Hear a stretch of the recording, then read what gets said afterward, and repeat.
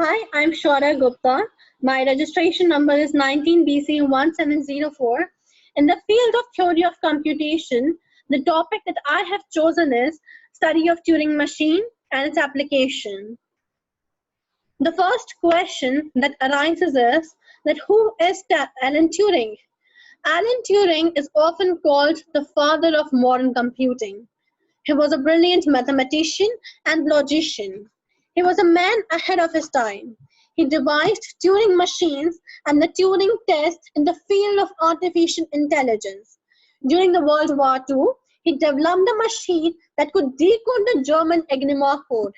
As stated here, he worked for the government breaking the enemy's code, and Churchill said that he shortened the war by 2 years, which was a very big achievement at that time. So here in this slide, I have explained the Turing machine in simple words. Turing machine was also known as the universal machine, as it could solve any computational process. It was a universal machine for every problem which gives a solution to it. So imagine the machine as a human in a box, which is given a pencil and a stack of paper, as my pointer is pointing towards right now, and they're handed a book of instructions. Instructions are nothing but the algorithms that are to be followed to it.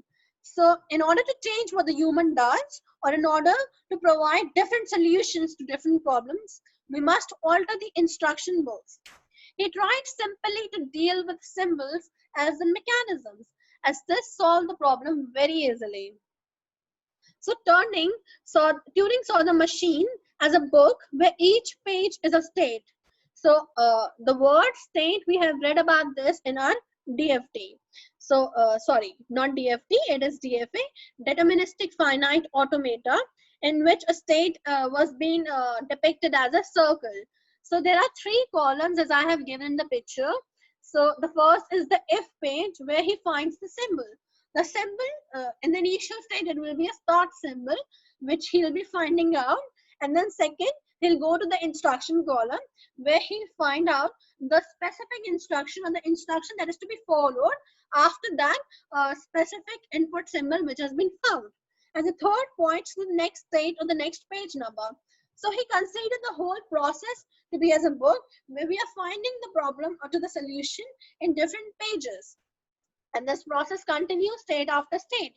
So the one important thing here is the halting. So at one point, the instruction will give us an output, and the next state will tell us to halt or to stop. Or halting can be stated as a final state in simple words, as we have learned in our deterministic finite automata.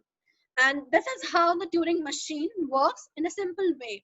So that it does nothing, but it takes the input, finds that input in the list, and then does the specific instruction which is given in front of it, and goes to the third column and finds the next state he has to go to it. If it's written halt there, then he stops the process there and then. This is how he explained his Turing machine in the research paper, which he published later back in 90s.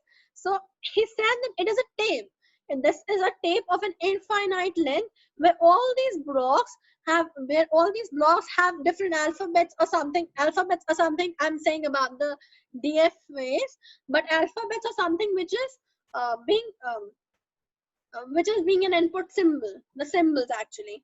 So we have a read and write head, which can move left or right, or can read or write as its name suggests. So he said that there will be a laser or something which is a reader, which will go one by one to the array, and we'll see if there's an input symbol matching to it, and then we'll go to the instruction, and then we'll go to the next state, and we'll change its pointer towards left or right. That is how it works. And it will also have a printer so that he can print the output or write the output.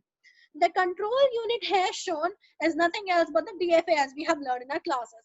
So it is the initial state, the double boundaries is the final state, and these arrows show that we are going to the next state after a certain condition is being fulfilled. So here we have where we are seeing about the deterministic finite automata. You might be thinking that why am I using DFA from the initial state itself? The DFA is being used here because look, every time we get any input, we have an desired output to it. It's not ambiguous. Like if I take a symbol A and I have two paths to be followed and I can choose any one of them. It's not like that in this case of Turing machine.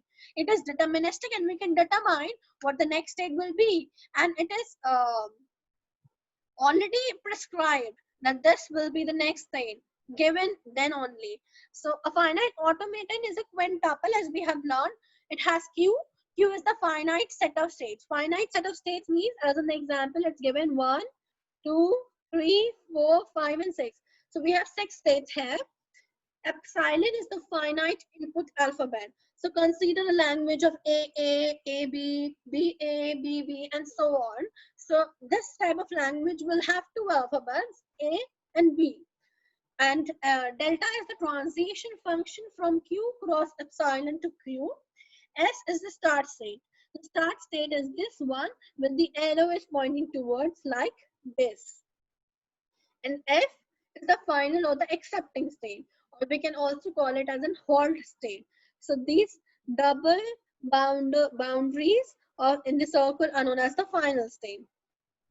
So here's a simple example of the Turing machine. So consider these blocks are having certain alphabets, A, B, C, D, E, F.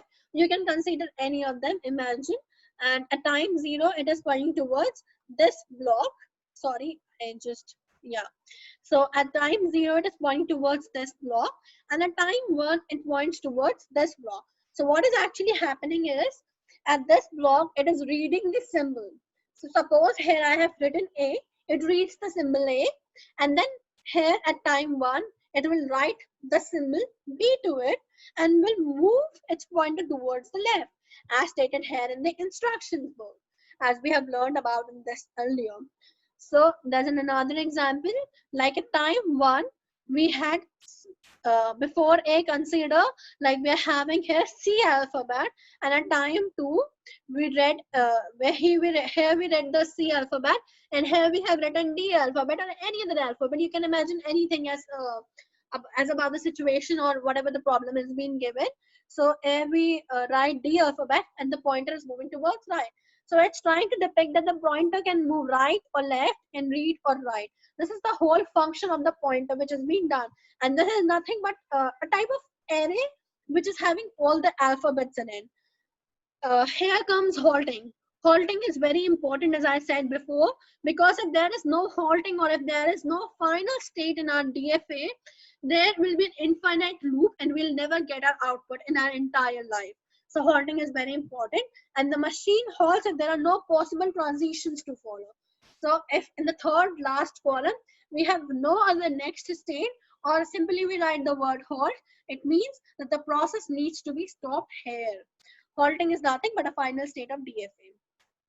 So the applications of the this Turing machine is that it is used as it does not have any real life applications, because it is a mechanism to approach towards a problem and how to provide the solutions to it. It reasons about the limits of the computation. It's a very good line. I found something on the internet that it states that if something can be computed, there's a Turing machine that can compute it, and if there's no Turing machine that can compute it, it's not computable. So it gives us a very easy mechanism so that we can know that if the given problem is computable or not computable. So the Turing machines found applications in algorithmic information theory, complexity studies, software testing, and software engineering, machine learning, and all such things where we need to tackle with complex problems. And it provides a solution in a very easy and precise manner. It's a very step-to-step process which easy and simplifies the things for the reader, for the one who is observing, and for the one who is doing. So Turing machines will be continued to be used and are being used, and it will ease our solution, and it will ease all our problems and will give us a perfect solutions to it. So thank you for watching the video.